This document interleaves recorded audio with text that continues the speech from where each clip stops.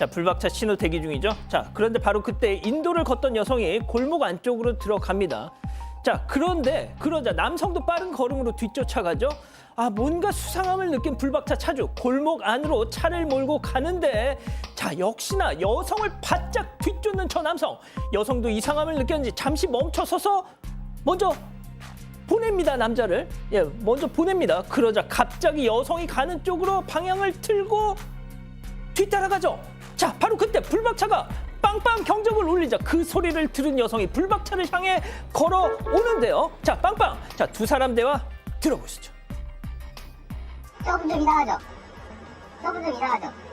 보고 좀 이상해가지고 제가 따라왔어요. 이쪽으로 오세요, 이쪽으로. 조금 좀 이상한 것 같아요. 여기 조금 계시다가 집이 어디 쪽이세요? 이쪽으로 같이 옮기게 주세요. 그래요? 감사합니다. 저쪽 보니까 계속 따라오다가 이렇게 방향을 바꿔갖고 계속 따라가더라고요. 감사합니다. 그러면은 이쪽으로 가실 거죠? 가고 계세요. 제가 쳐다보고 갈게요.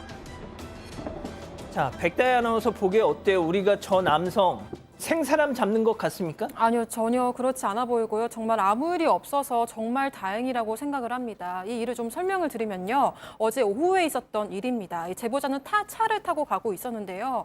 그런데 보신 것처럼 한 여성이 골목으로 들어가는데 같은 길에 있던 남성이 여성을 지나치는가 싶더니 갑자기 가던 길을 되돌려서는 빠른 걸음으로 여성을 따라갔다고 합니다.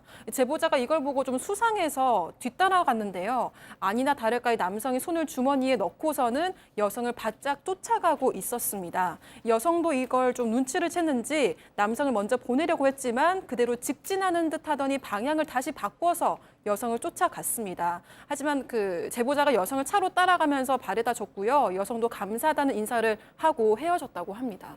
자, 그런데 저희가 하는 게 진짜 단순 지레짐작이 아니라 또 목격됐다.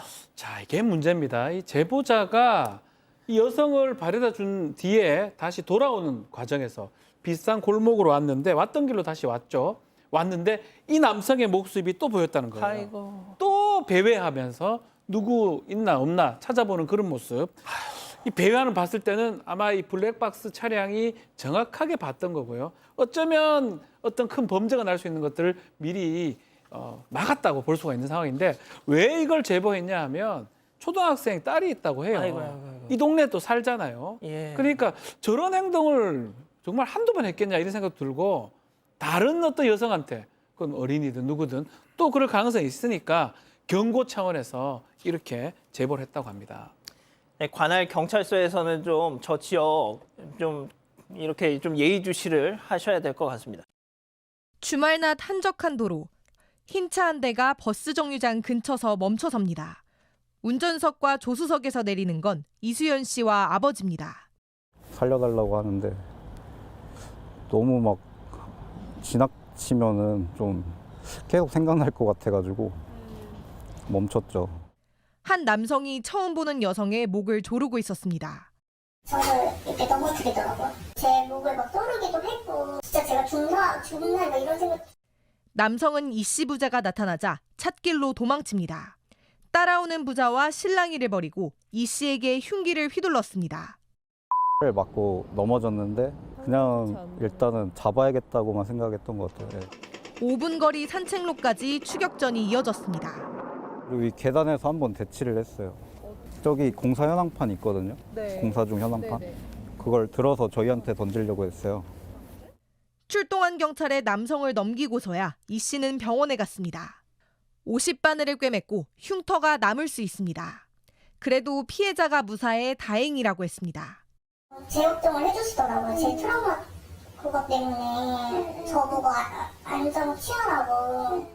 경찰이 붙잡고 보니 가해 남성은 정신병력이 있었습니다. 소지품에서는 밧줄도 발견됐습니다. 이 씨 부자가 위험을 무릅쓰지 않았다면 더 큰 피해가 났을 수도 있습니다.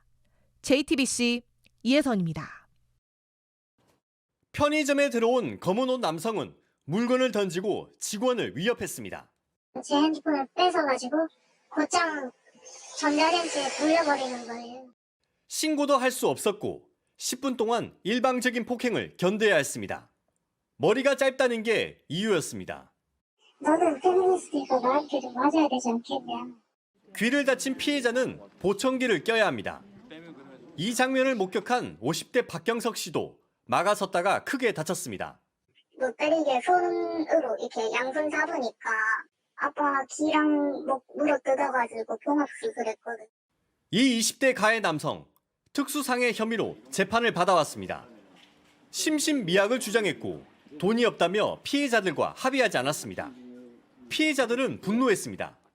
뭐 합의할 돈이 없다면서 그 국선 변호인을 해임을 하고 뭐 높은 변호사를 산다는 것 자체가 저는 이해가 안 됩니다. 오늘 1심 법원은 이런 가해자에게 징역 3년을 선고했습니다. 검찰 구형 징역 5년보다 줄었습니다.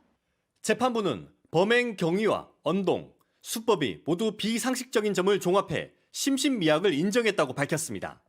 현실 검증 능력이 떨어진 상태였을 걸로 보인다는 정신감정 결과와 초범인 점도 참작했습니다.